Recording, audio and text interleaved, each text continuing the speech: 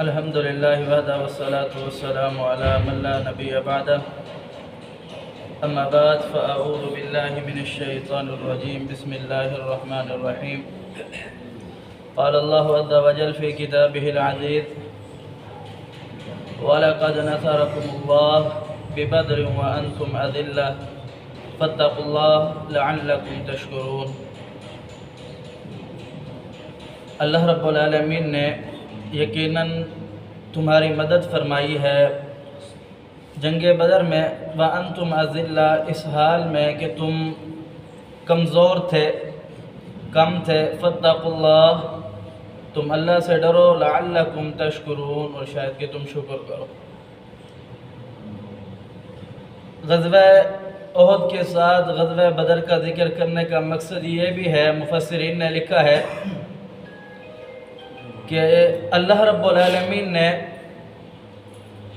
صحابہ کرام کو کم تعداد ہونے کے باوجود مشرکین مکہ پر غلبہ عطا فرمایا، اور مسلمانوں کا ایک رعب اور دبدبہ مشرکین مکہ پر بیٹھ گیا، تو اللہ رب العالمین نے اس وجہ سے غزوہ احد کے ساتھ غزوہ بدر کا ذکر فرمایا کہ غزوہ احد میں صحابہ کرام، جو 70 صحابہ کرام کو ایک درے پر رسول اللہ صلی اللہ علیہ وسلم نے کھڑا کیا تھا،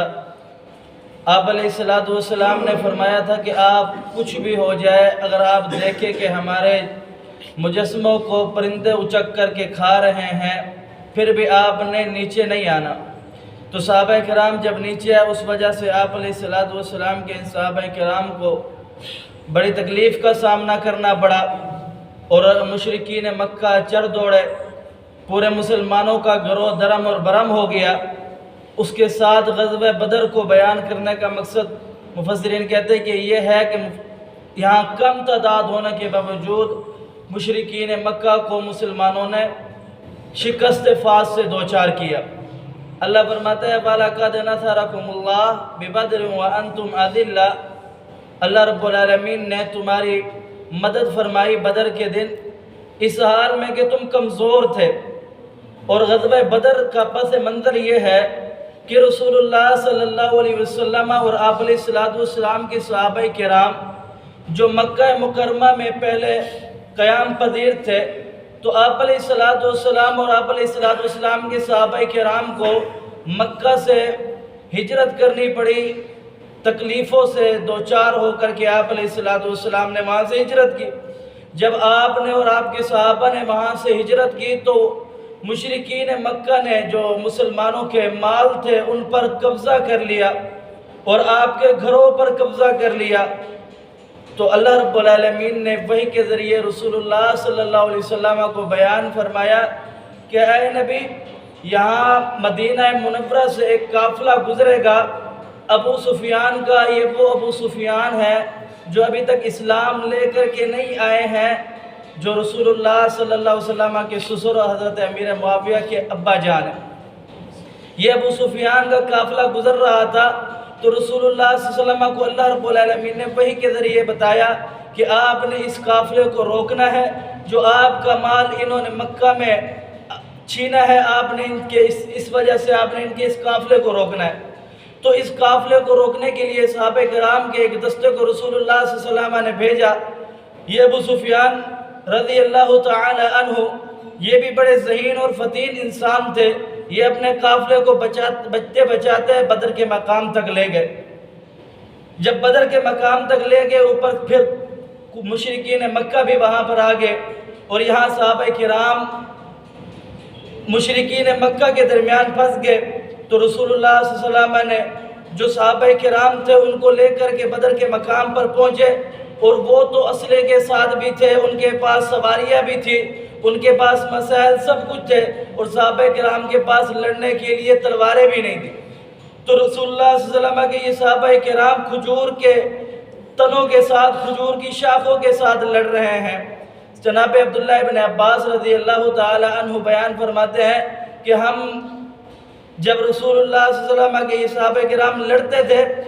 تو لڑنے کے بعد جب ہم واپس آگے تو ہم نے اب ایک دوسرے کے ساتھ بیٹھتے تو ہم ایک چیز کا اندازہ لگایا کرتے تھے کہ جو بدر کے اندر صحابہ کرام تھے ان کی تعداد اتنا تھی جتنا طالوت کے لشکر کی تعداد تھی۔ وہ لشکر جس نے دریا کو عبور کیا تھا، ویسے تو بہت سارے تھے، جو دریا کو عبور کیا تھا اللہ کہتے ہیں یہ پکے مومنین تھے، ان کی تعداد 313 تھی۔ اور مفسرین نے لکھا ہے اور تاریخ دانوں نے بھی لکھا ہے کہ بدر کے اندر جو صحابہ کرام کی تعداد تھی وہ 313 14 یا 15 تھی،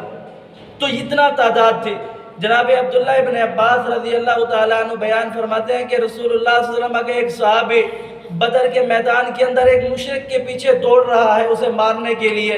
وہ آگے آگے بھاگ رہا ہے، اور یہ صحابی کہتے ہیں کہ میں نے دیکھا کہ ایک گھوڑے کی آواز مجھے سنائی دی، پھر میں نے غور کیا تو مجھے گھوڑے کی آواز سنائی دی گھوڑے کے ساتھ ساتھ، پھر میں نے ادھر دیکھا ادھر دیکھا، جب میں نے واپسی دیکھا تو جس مشرک کے پیچھے میں دوڑ رہا تھا وہ مشرک نیچے لیٹا ہوا تھا اور اس کے ناک پر گھوڑے کا نشان تھا۔ تو یہ واقعہ میں نے رسول اللہ صلی اللہ علیہ وسلم کو آ کر کے بتایا، یا رسول اللہ ایسی بات ہے، میں نے اس طرح دیکھا اور میں ایک کافر مشرک کے پیچھے دوڑ رہا تھا، اسے میں نے مارا نہیں، مجھ سے پہلے وہ مر چکا تھا۔ تو رسول اللہ صلی اللہ علیہ وسلم نے بیان فرمایا کہ یہ آسمانی مدد تھی جو تیسرے آسمان سے اللہ رب العالمین نے بدر والوں تمہارے لیے بھیجی تھی۔ تو یہ 313 کم تعداد ہونے کے باوجود آگے لگ بھگ 1000 کی تعداد تھی، نہ کوئی کوئی اسلحہ بھی نہیں تھا، اس کے باوجود جو لڑے صرف توکل تھا اللہ پر۔ تو اللہ رب العالمین فرماتے ہیں کہ اگر مجھ پر توکل ہو تو پھر کوئی بھی مسئلہ ہو، کوئی بھی